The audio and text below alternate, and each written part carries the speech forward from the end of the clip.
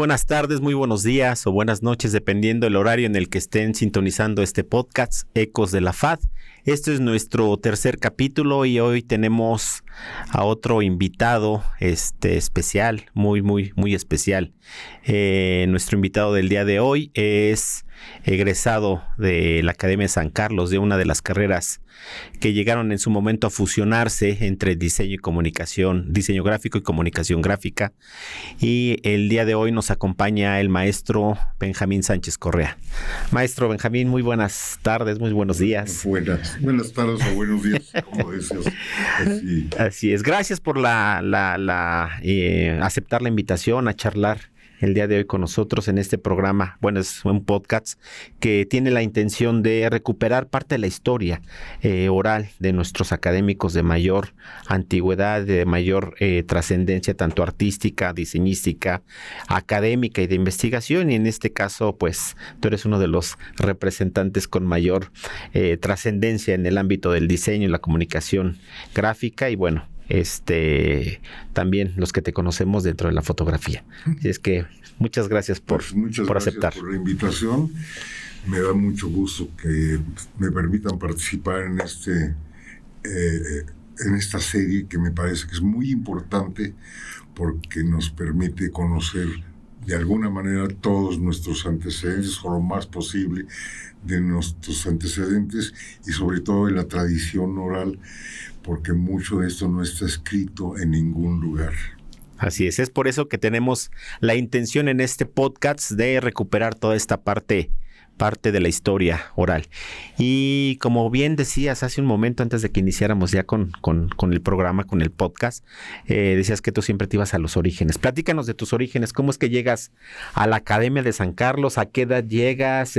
¿Cuál fue lo que te motivó para poder llegar a la academia?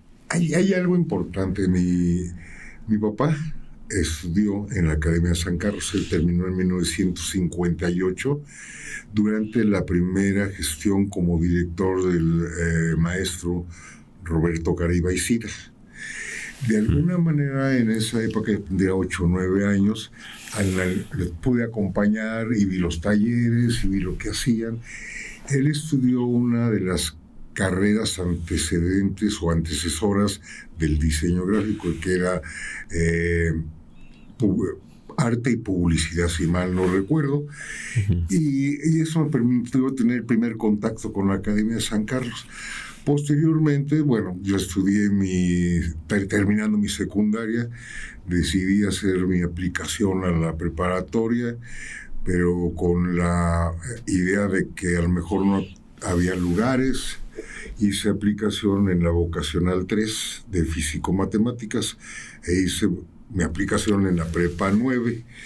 Me entregaron primero el resultado de la vocacional y finalmente terminé en la vocacional. En esa época, la vocacional era de 2 años y la prepa ya era de 3 años.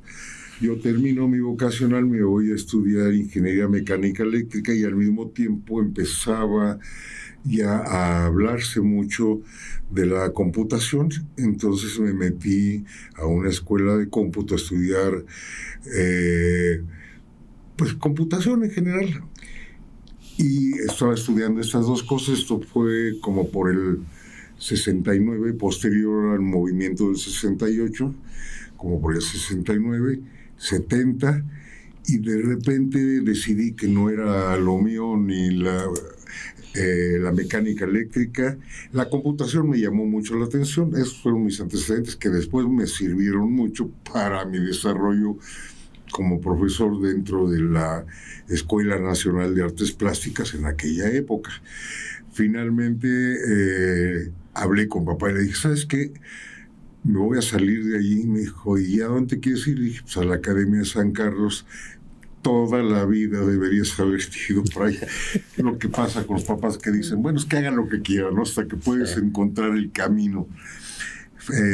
Entonces de allí, en 1971, 72, fui a averiguar qué pasaba con mi certificado, porque mi certificado era de 2 años y la prepa era de 3. y me atiende una persona que también ya tiene muchos años en nuestra escuela, que es el maestro Jorge Chuey, que estaba como secretario, no sé si académicos. Finalmente me recibió, le expliqué cuál era mi problemática. Me dijo, no hay problema, te hacemos un examen para revalidar tus conocimientos y eso es suficiente. Ya me hicieron un examen allí mismo en la academia. Ahora ya los procesos de revalidación o convalidación también son bien complicados en la universidad, pero en esa época era como más personal el trato y todo. Me hizo un examen y ya finalmente me admitieron, me dieron mi número de cuenta y en ese momento no existía diseño gráfico.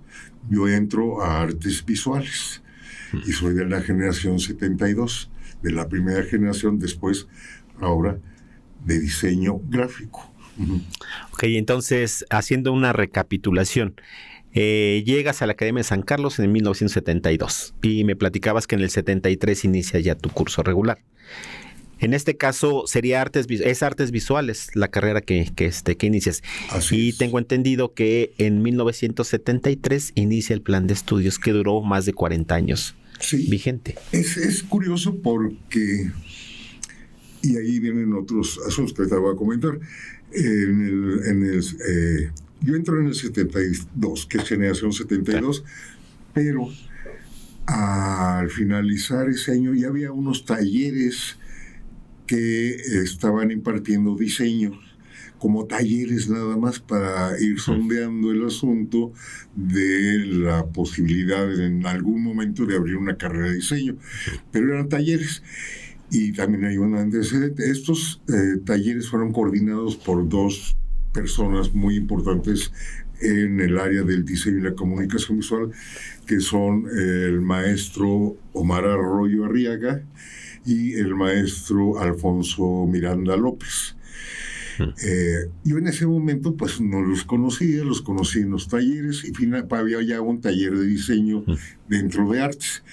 Cuando llegamos al segundo año, nos dijeron que había la posibilidad de abrir la licenciatura en diseño gráfico, que quien quería seguir con diseño gráfico, y entre otros éramos como 8. No, yo me decidí a irme por diseño gráfico. ¿Por qué razón? Porque para ese momento yo había puesto un taller de serigrafía, con un taller, por los conocimientos de mi papá, un taller de prensa plana, ya tenía una máquina de offset y tenía conocimientos de impresión. Entonces dije, esto me va a servir más para poder impulsar mi negocio y a la larga voy a aprender algo de diseño. Entonces decido quedarme en diseño junto con otros 8 compañeros, al que ya no recuerdo los nombres de ellos. En mi generación, en el área de artes, que todavía seguimos conviviendo mucho, estaba Mónica Mayer, estaba Pablo Amor, pero ellos siguieron por artes. Sí, y destacaron mucho en el área de la producción plástica, ¿no? Así es. Ok, pues qué interesante. Hablas también del maestro Jorge Chuey. Ha sido una institución, creo que muchos de los que estamos actualmente formando parte del cuerpo académico de la Facultad de Artes y Diseño, pasamos en alguna de sus clases, alguno de sus cursos de dibujo. Esperemos pronto tener al maestro Jorge Chuey en este podcast para hacer una entrevista, que es de nuestros profesores con mayor antigüedad en la facultad. Y bueno, entonces, en la Academia de San Carlos, ¿cómo fue tu estancia dentro de tu formación de diseño? Fue muy interesante porque yo traía la disciplina del Politécnico. En el Politécnico son muy estrictos, no puede uno llegar 5 minutos tarde a una clase. Las clases duraban las 2 horas o 3 horas, tanto en la vocacional como allá en Zacatenco. Entonces llego a la academia, a mis clases, y de repente los compañeros como que no llegaban, como que sí llegaban, y entendí, para mí eso fue como una indisciplina, como que no había Sin embargo, fui entendiendo poco a poco que el proceso educativo dentro de una escuela de artes es muy diferente a una escuela técnica, como el caso del Politécnico. Entonces me costó trabajo integrarme, pero finalmente pues ya empecé a trabajar dentro de las personas que estaban como profesores en esa época. Estaba el maestro Ignacio Salazar, que era ayudante del maestro Luis Pérez Flores. En ese momento el maestro Ignacio Salazar, posteriormente director de la escuela, era el ayudante. Entonces con ellos entendí mucho de la disciplina. Quien nos daba las clases de dibujo, Gilberto Aceves Navarro, que también era otro tipo de disciplina. Inclusive a veces se sentía muy agresivo con los alumnos o alumnas y algunos se salían corriendo de la clase, pero fue muy, muy interesante. Intentos en el área de fotografía, Katy Horna, otro de nuestros valores en el área de la fotografía. Y más o menos así fue como se inició, tratar de entender que la disciplina no era indisciplina, sino era un proceso creativo que ahora lo tengo muy claro. Sí. Así es. Bueno, tan claro que te dedicaste a la fotografía, ¿no? Durante algún tiempo, ¿no? Bueno, ahorita en un ratito más abordamos este tema. Que recuerdes algunos de tus profesores, aparte del maestro, del doctor Ignacio Salazar, aparte del maestro Aceves Navarro, ¿quiénes más formaron parte de este cuerpo académico en la formación profesional que tuviste? Tomás Helguera, que era el que se encargaba de... esto que tenemos como cálculo tipográfico, todo esto que tiene que ver con eso, Tomás Helguera, Deseido de Gilberto, Aceves Navarro. A mí me gustaría comentar algo interesante acerca de Katy Horna. Katy Horna era una fotógrafa consumada con una excelente calidad, y cuando inició a intentar dar las clases en sí, no duró mucho, duró muy poco tiempo. Platicaba yo mucho con ella y yo le decía que en el área del diseño nosotros tenemos que agregar un acento en la imagen para que la imagen cumpla con el cometido del mensaje. Y entonces Katy era muy purista. Katy era la toma, el encuadre, la calidad y la foto tal cual. No se podía hacer nada más. Yo, como tenía la imprenta, le metía el alto contraste, hacía efectos de diferentes tipos y a Katy no le gustaba. Entonces teníamos charlas muy interesantes porque no chocábamos, pero sí teníamos puntos de vista diferentes. Yo era alumno en ese momento. Entonces ella era, no, es que Benjamín, esto, así, así. Después nos fuimos entendiendo y ella fue entendiendo también mi punto de vista. En ese momento llega Carlos Bustamante, que es otro de los maestros. Sí. Carlos Bustamante, un profesor, un fotógrafo, por ahí tengo reseñas de su trabajo, excelente profesor, y me pide que haga un proyecto para el programa de fotografía en el área de diseño. Entonces se lo presenté con un punto de vista, le gustó mucho, y de allí decide nombrarme su ayudante. Carlos en algún momento le ofrecieron unas clases en Europa y me dijo, Benjamín, yo creo que me voy a ir. Lo comunicó a la dirección, al maestro Garibay, y ellos decidieron traer a otro fotógrafo como maestro, pero los alumnos que me conocían como ayudante, en un consejo técnico le dijeron al maestro Garibay que querían que yo me quedara.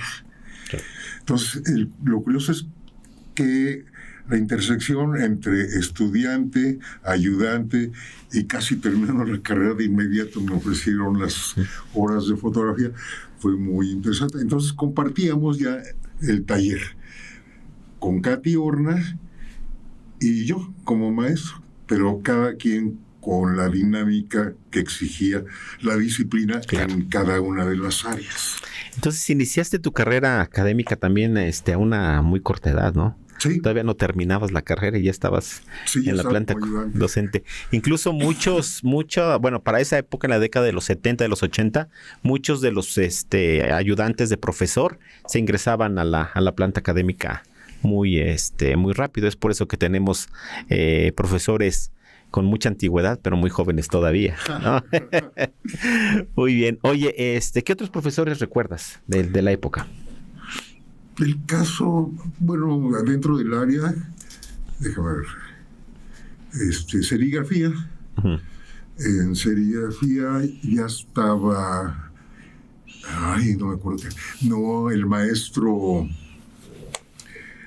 Francisco Becerril. Sí. Excelente serígrafo. Una disciplina y una calidad en sus impresiones, e inclusive todavía tengo por allí un cartel muy deteriorado que pude rescatar de cuando la academia cumplió 200 años. Okay. Eso fue en 1971. Sí. 71. Uh-huh. Okay. Entonces fue un evento interesante. Uh-huh. Sí. Y era un excelente maestro. Lo curioso es que él había sido maestro de mi papá. Mira. Entonces, desde que llegué, fue así como familia, ¿cómo estás? Sí. No sé qué, salúdame a tu papá. Era bien interesante. Sí. Y decía yo, una disciplina muy, muy importante en el área de la serigrafía, porque era un proceso que era de mucha calidad para la producción de los carteles y de todo lo que tuviera que ver con el diseño gráfico. Sí. Ok. Bueno, y en esta parte de la conclusión de tus estudios, terminas allá la carrera de diseño gráfico en la Academia de San Carlos.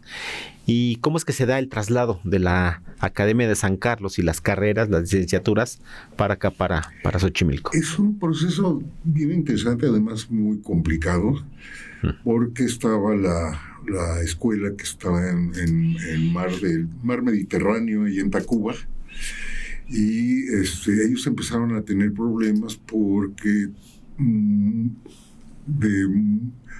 muy poco tiempo los estaban asaltando y robándose equipos y robándose papelería y todo eso. Uh-huh. Esto era por parte de la preparatoria popular, que también estaba muy cerca, que se había adueñado del edificio de química, si mal no recuerdo. Sí. Uh-huh. Y entonces esto ocasionó que tuvieran que desalojar la escuela de ecógrafos de Tacuba, y terminamos hacinados en la Academia de San Carlos. A las clases se daban en los pasillos, en el corredor de arriba, y hubo ya la necesidad. Ya había habido un ofrecimiento por parte de la misma universidad para establecernos en Ciudad Universitaria. Uh-huh. Ahí no tengo idea quién fue, pero parece que fueron los maestros de artes los que decidieron que no querían irse a Ciudad Universitaria por la tradición que tenía el edificio de San Carlos. Y finalmente, cuando se complicó más el asunto, se empezó a construir esta escuela aquí en Xochimilco. Uh-huh. Ahora, ¿cómo salimos? Como pudimos, porque yo en mi caso lo que tuve que hacer fue proteger todo el equipo de fotografía y traérmelo en mi vehículo, en mi camioneta, porque había asaltos en el camino. Se robaron máquinas de impresión, muchas cosas se perdieron en el camino entre la academia y aquí en Xochimilco. Y llegamos y todavía las instalaciones no estaban completas, pero finalmente tuvimos que adaptarnos para poder iniciar nuestras clases aquí. Claro. Recordemos que en esta década de los 70 se traslada la Academia de San Carlos para acá, para Xochimilco, y únicamente se queda el posgrado. El posgrado en artes visuales se queda en la Academia de San Carlos, pero sí era trasladar todo el equipo, era trasladar muchos alumnos, y bueno, No había talleres de pintura en ese momento, esos se diseñan posteriormente a finales de los 70, a principios de los 80, y se encarga el doctor Ignacio Salazar de hacer este proyecto. Porque, bueno, yo recuerdo todavía tomar clases aquí en el centro de cómputo, pero eran el taller de escenografía, y el taller de escenografía tenía aproximadamente 25 metros cuadrados, ¿no? Entonces, ¿cómo íbamos a hacer escenografía cuando el espacio era completamente reducido, ¿no? Y recordemos que el diseño de esta escuela, de este plantel, estaba para 800 alumnos máximo. Y bueno, hoy tenemos una población mucho más amplia. Y bueno, llegan aquí a Xochimilco. ¿Y qué tal la experiencia? Que no había transporte, que no había... Bien, yo todo estaba rodeado de milpas, de repente se encontraba una vaca pastando allí fuera, donde están ahora los salones nuevos de lo que era el estacionamiento. Estábamos en un desierto, porque allí sí estábamos completamente fuera de cualquier parámetro citadino. Esto era un pueblo, sí. Todos los edificios que se encuentran ahora enfrente y alrededor eran llanos, eran terrenos ejidales, se plantaba mucho las milpas y era lo que se hacía aquí. Iba a comentar algo antes, por allí, esta licenciatura de diseño gráfico continuó durante algunos años, con el primer año como un año común, o lo que llamaban en ese momento el tronco común. Sí. Por ahí por los 77, 78, un poquito, en un consejo técnico que tuvimos, los alumnos de artes decidieron detener la escuela y hacer un congreso para revisar los planes de estudios. Y en ese momento el alumno que nos representaba a diseño gráfico dijo, pues no estaría mal darle una peinadita a diseño gráfico. Terminamos en un congreso que duró casi un año y la escuela detenida. Artes no hizo nada, aclaro. Pero nos abocamos en los maestros, bueno, en ese momento ya era maestro yo, a revisar los planes de estudios del nuestro. Entonces decidimos que el sentido que tenía diseño gráfico era demasiado pragmático, que había que incluir los procesos en los que intervenía el diseño gráfico, los procesos sociales, campañas de salud, todo eso, sí. Y modificamos ese plan de estudio y afortunadamente tuvimos que celebrarlo a final del año porque lo aprobó el Consejo Técnico y el Consejo Universitario. Dentro de las personas que participaron allí como alumnos estaba la doctora ahora Luz del Carmen Vilches, quien fue directora de la escuela, gente muy, muy inteligente, siempre estaba trabajando con nosotros. Estaba el maestro Jorge Novelo, estaba Jorge Medrano, arquitecto, que él era el coordinador de la carrera de diseño en esa época, y algunos otros alumnos que nos apoyaron. Trabajamos todos en conjunto en la casa de Jorge Medrano en Coyoacán, en su estudio, y sacamos adelante ese plan de estudios. Allí quitamos precisamente el tronco común. Entonces se convierte diseño gráfico en una carrera fuera o libre de lo que era artes visuales. También quisiera comentar algo. Yo siempre insistí que la convivencia de artes y diseño era bien importante por la retroalimentación. Muchos de nuestros egresados en artes se dedican al diseño, han hecho diseño o hacen diseño. Y muchos de nuestros egresados de diseño hacen producción plástica. Esa convivencia enriquece mucho la producción en el área tanto del diseño como de las artes. Entonces, bueno, finalmente ese cambio de plan de estudios fue muy importante para la escuela y llegamos con el nuevo plan de estudios aquí. Sí. Así es. Pues imagínense a todos los que nos escuchan, a los que nos ven, que hasta el año 2013 aproximadamente, 2014, se lleva a cabo la propuesta de la creación de la carrera en artes y diseño, Y bueno, se está impartiendo en Taxco, pero bueno, fue uno de los proyectos importantes que se consolida a partir del punto de vista de la opinión de todos nuestros académicos ya de mayor antigüedad y de mayor experiencia para poder consolidar este proyecto académico. Y bueno, regresando aquí al plantel Xochimilco, ¿cómo se vivía en esa época la participación de los alumnos en actividades académicas, profesionales? Porque bueno, es muy, muy conocido que en la década de los 80 hubo un boom muy, muy, muy importante, ¿no? De lo que era la trascendencia del diseño gráfico y la comunicación gráfica, porque fueron dos carreras que se confundían en algunos puntos en cuanto al contenido de las materias. Sí, el caso de comunicación gráfica siempre llevó un enfoque más pragmático a lo comercial, y nosotros ya habíamos modificado lo de diseño gráfico. ¿Qué pasó aquí?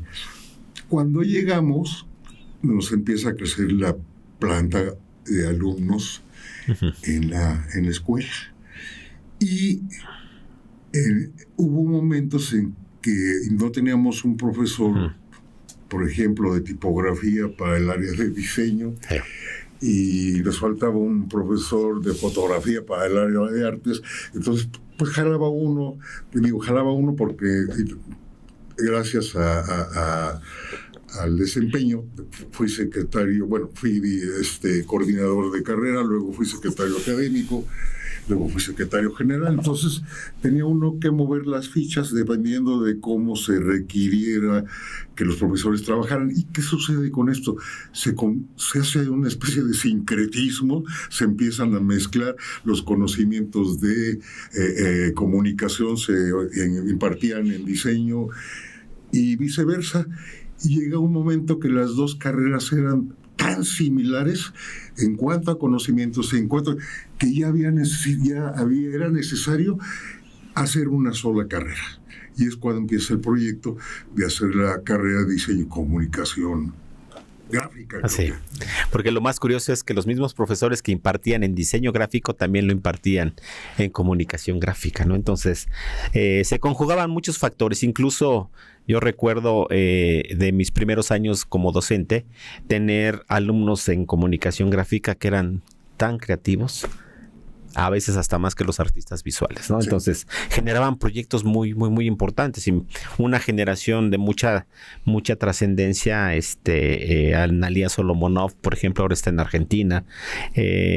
Jesús Gamboa, que está coordinando una carrera ya en Veracruz. Sugel y Bolio también, ¿no? Dedicados a las artes. Que ojalá en algún momento tengamos una participación con ellos a través de la distancia. Pero bueno, en este caso, esta parte profesional, ¿en qué momento decides relacionar la fotografía, tu práctica profesional con la parte de la docencia? Tiene un antecedente mucho más lejano, que es mi abuelo era fotógrafo. Okay. Ahora entiendo. Él era de las cámaras de placa. Claro. Pero no era fotógrafo profesional, era fotógrafo por gusto, porque él trabajaba en ferrocarriles. Entonces viajaba mucho y siempre cargaba sus cámaras. Entonces, cuando llegaba a casa, pues me ponía a platicar desde chavillo con él, desde muy joven, y me enseñó a usar la cámara, y él revelaba en casa. Entonces aprendí el proceso mucho antes de pensar en irme a la academia. Sí. Cuando llegué a la Academia de San Carlos a dar clases, obviamente por esta misma razón me quedo con la asignatura de fotografía, pero nosotros no teníamos no había químicos preparados. Entonces algunos laboratorios hacían los polvos y todo, pero yo prefería comprar todo por separado y enseñar a los alumnos. Como mencionábamos antes, los antecedentes son importantísimos. No puede uno conocer algo si no conoce las raíces. Y en este caso, la fotografía, había que meterse en la historia de la fotografía, luego saber cómo se hacían los químicos, cómo funcionaban los procesos químicos. e incluyendo también los procesos de la iluminación y todo esto.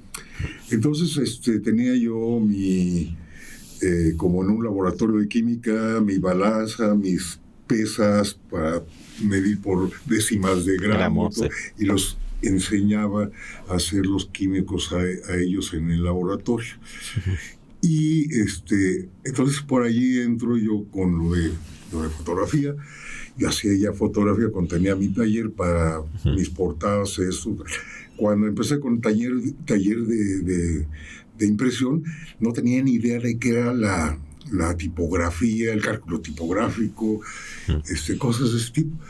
Y cuando llegué con Tomás Helguera, que era el que daba la clase, pues yo ya sabía todo eso. Entonces, este tipo de conocimiento anterior creo que es bien importante porque refuerza mucho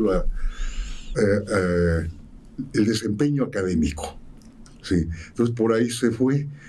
Inclusive la plática con Katy Ornat, que es otra parte importante nuevamente. Sí. Esta convivencia me permitió ver los puntos de vista tanto de las artes como del diseño, sí. Y tener una comparativa. Entonces todo eso lo fui aplicando durante el camino. Cuando llego aquí, pues seguía yo dando mis clases de fotografía y ya tenía... Porque en los 70s pasó también una cosa muy importante. La carrera de diseño, como mencionaba al principio, eran 8 alumnos. Éramos 8 alumnos.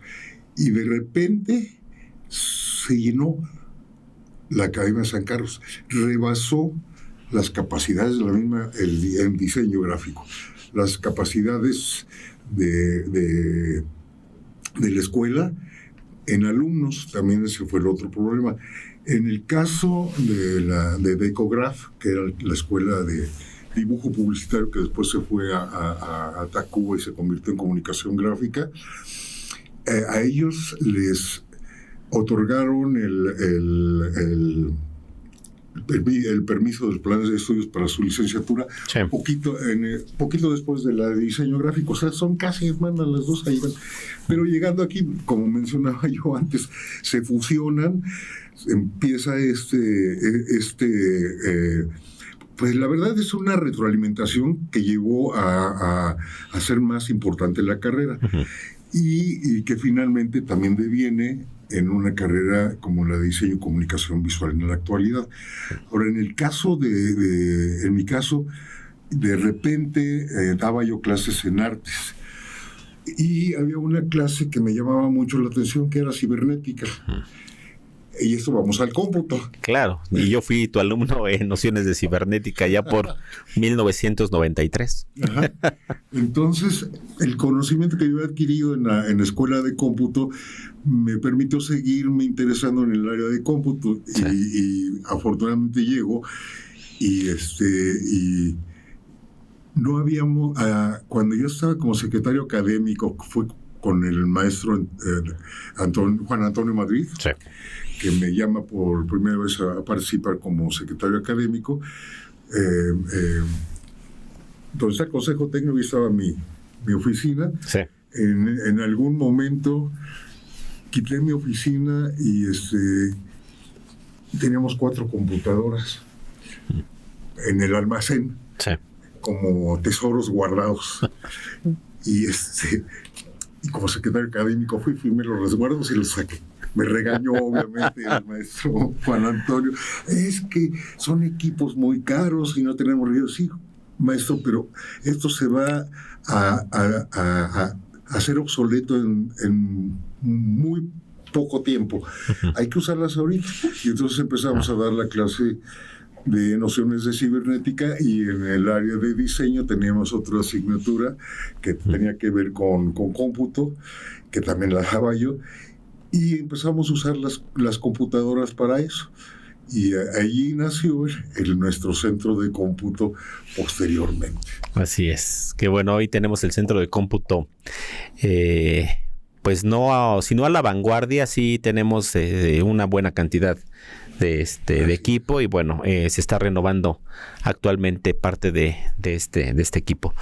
Oye, para la década de los 80 hubo una fuerte influencia por parte de la fotografía en el país, ¿no? Y bueno, internacionalmente también fue algo muy, muy, muy sonado. Platícanos parte de la historia que se vivió aquí con el maestro Aníbal Angulo.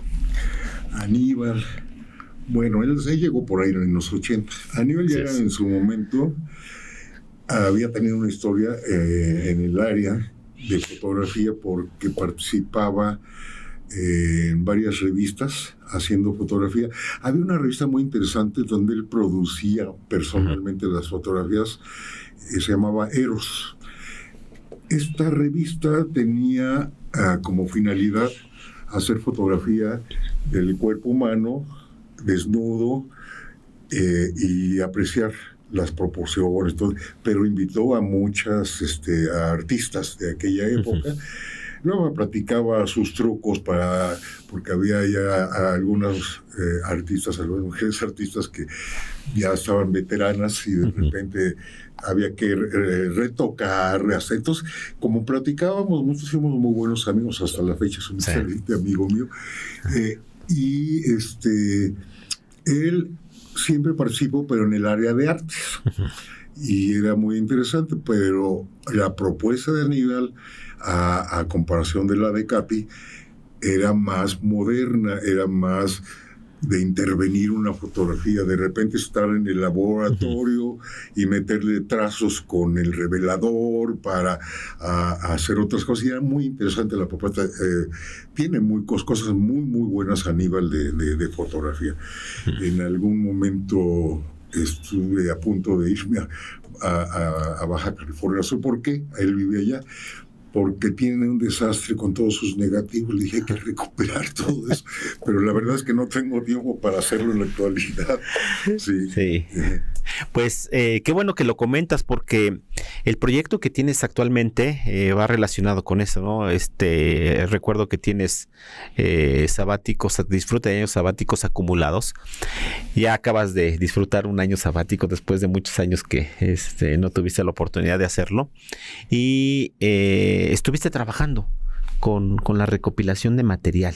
Y hay un proyecto muy importante que estás echando a andar ahorita. Si nos quieres platicar esta recuperación del plan de estudios. Sí, por los mismos antecedentes que mencionaba yo, de mi papá, de todo eso, yo dije, bueno, y de la carrera de diseño y comunicación visual, ¿de dónde surge realmente?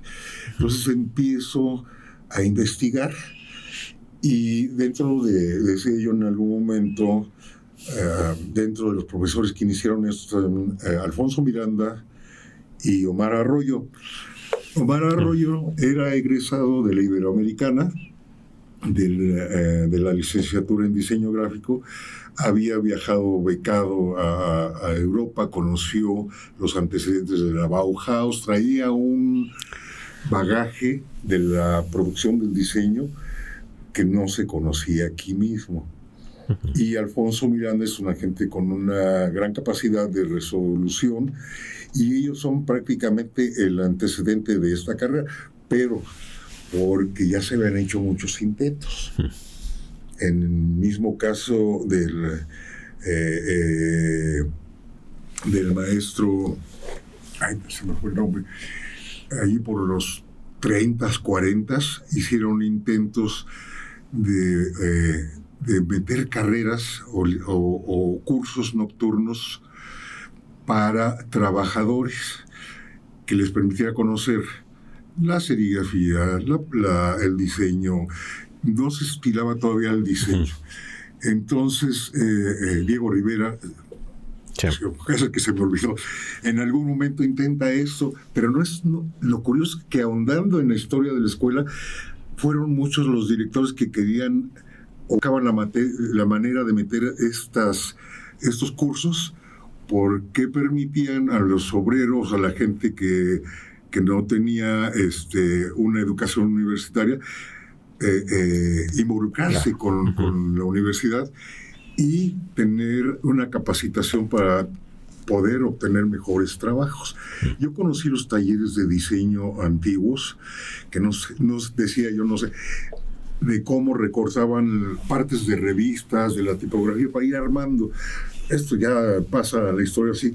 Pero finalmente es el maestro Roberto Garibay, y alguien me platicaba, no lo puedo asegurar, que en un café en Francia estaba platicando Roberto Garibay y dijo, ¿por qué no hacemos una licenciatura de diseño?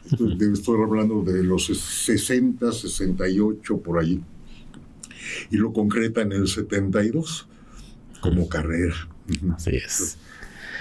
Oye, pues qué interesante todo esto que nos mencionas, y esperemos que pronto podamos ver resultados de este proyecto, e igual ver la posibilidad de tener una publicación de este trabajo para que la comunidad lo vaya conociendo. Pasaste también varios años de tu antigüedad académica como funcionario. Sí. Fuiste coordinador de carrera, fuiste secretario académico, fuiste secretario general, tú eras secretario general cuando yo estudiaba. Después coincidimos como parte del equipo de funcionarios en la gestión del doctor Manzano, tú como jefe de división, de estudios profesionales, y yo estaba allá en la Secretaría de Apoyo y Vinculación en la Academia de San Carlos, ¿no? Pues una trayectoria muy importante, maestro. ¿Ya cuántos años de antigüedad y de experiencia en la universidad como docente? Acabo de cumplir 48 años de antigüedad. En el 2026 cumpliría los 50. Sí. Si es que llego. Claro que sí. Hay una anécdota muy importante que me gustaría preguntarte si tú viviste la experiencia. Una patrulla. ¿Una qué? Una patrulla, un vehículo, una patrulla que ingresó aquí al plantel Xochimilco. ¿Estabas como profesor o ya eras funcionario en ese momento? No, todavía no estaba como funcionario. O sea, debo haber sido coordinador, yo creo. Sí. Sí, resulta que un alumno cometió una infracción por allá, por División del Norte, para que lo venía persiguiendo la patrulla, y llega, se mete al estacionamiento, y la patrulla nunca tomó en cuenta que era una escuela universitaria, se metió atrás del alumno para tratar de... Y pues es brava nuestra gente, y la primera que cerró la puerta fue una vigilante que teníamos ahí en la entrada, cerró la pluma y se queda encerrada la patrulla, y no podían bajar los patrulleros, y salieron alumnos, empleados y todo. Terminaron con la patrulla, la empapelaron toda, y hasta que no vino alguien de la delegación a platicar con el director, no creo que era Luis Pérez Flores, sí, porque Luis Pérez Flores vive la transición prácticamente, y hasta que no vinieron a platicar con él, ya se pudo liberar tanto a los patrulleros como que se llevaban su patrulla. Pues yo creo que eso mostró un poquito del respeto que deben de tener por una institución universitaria las autoridades, ¿no? Así es. Así es. Bueno, y también, ¿no? Con tanta trayectoria, con este legado histórico que tiene la Academia de San Carlos, y que en la actualidad estamos festejando, en el caso específico de la Facultad de Artes y Diseño, que ya convertidos en facultad, ya 10 años. Es por eso que en este año 2024 estamos celebrando, todavía se va a extender parte de la celebración el próximo año, y estos son de los proyectos que estamos echando a andar. Y bueno, vamos cerrando nuestro podcast. ¿Algo que quieras agregar? Sí, me gustaría mencionar algo. Diseño gráfico se obtiene la primera licenciatura en 1972, cumplimos 50 años en el 2022. No sé qué pasó, yo estaba trabajando en algún proyecto, pero no es lo mismo estar como profesor que... Claro. Y yo creo que deberíamos haber festejado esos 50 años de la primera licenciatura de diseño gráfico, ahora transformada, y en el 2023 sería la de comunicación gráfica, sí, porque se llevan por meses de sello. Si no, deberíamos haberlo festejado, porque es una fecha que es significativa para todos los que hemos egresado de nuestras licenciaturas. Así es, pues hay mucho que festejar, nada más que tanto el 2022, todavía estábamos en parte de la pandemia, pero bueno, ahorita con estos 10 años se hace una recopilación de festejos, ¿no? Así es. Mi querido maestro Benjamín, la comunidad de la facultad te reconoce, te recuerda con mucho cariño. Hay que consolidar ese proyecto que está. Se te ha hecho el ofrecimiento de que en el momento que esté concluido tu proyecto se pueda publicar, porque es parte de la historia de lo que es nuestra Escuela Nacional de Artes Plásticas, Academia de San Carlos y Facultad de Artes y Diseño. Pues muchas gracias. Yo agradezco esta oportunidad de venir aquí a platicarles un poquito de nuestros antecedentes, porque eso nos permite tener la conciencia real de quiénes somos, de dónde venimos. Y les mencionaba yo en algún momento a mis alumnos, esto nos obliga a tener un respeto por nuestra institución, aunque algunos la han irrespetado últimamente, y tener la conciencia que en lugar de deteriorar nuestra calidad académica, la impulsemos y sigamos teniendo pues, a los mejores profesionistas en el área tanto del diseño como de las artes. Así Muchas es. Gracias. No, al contrario, y es parte de lo que se está trabajando en la actualidad, pues siempre buscando las mejores condiciones tanto laborales como de infraestructura para la comunidad. Así es que muchas gracias. Les damos pues todo nuestro agradecimiento que nos están viendo. Este es nuestro tercer capítulo y esperamos en el cuarto capítulo tener otro invitado de la talla de nuestros académicos que nos han venido acompañando en estos podcasts. Así es que muy buenas tardes, muy buenas noches. Esperamos que hayan disfrutado esta conversación y bueno, muchas gracias, maestro Benjamín Sánchez Correa. Que estés muy bien y nos vemos hasta la próxima.